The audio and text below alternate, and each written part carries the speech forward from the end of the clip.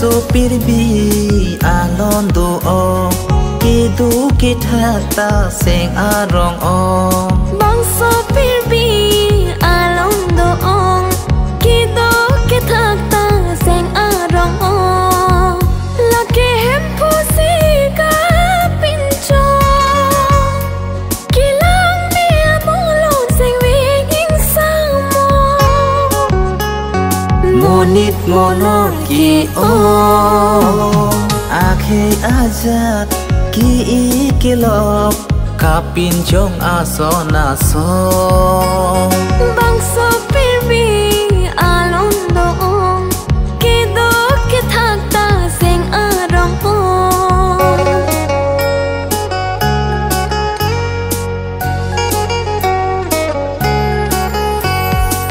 chi hok pik lune hem phua pha biểu thế này pa che đun lo ne pha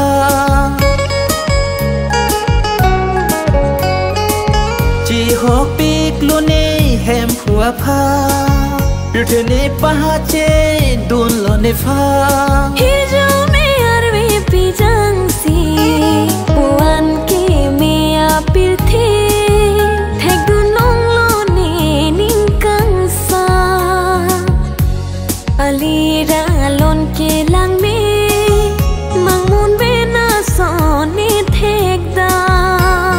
bang so pirbi alondo o kido kitakta sing arong o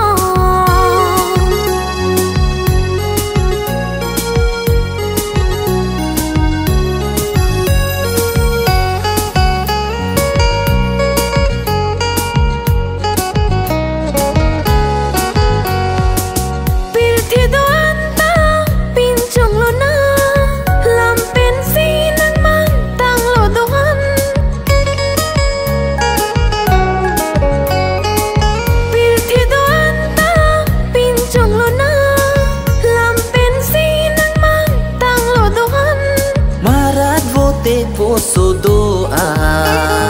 long thoi thèn y thèn pra chỉ tăng phu an sen vì càng xa sampri manai to mon rueta nasi kapin chong ke do bang so pirbi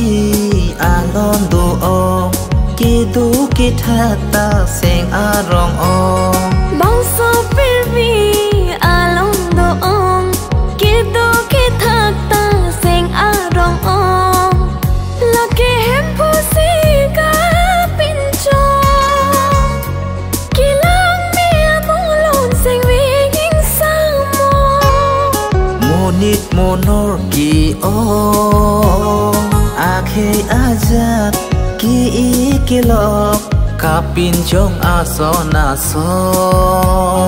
monit monor ki o akhe azat ki ikilok kapin chong asona so kapin chong asona so kapin chong asona so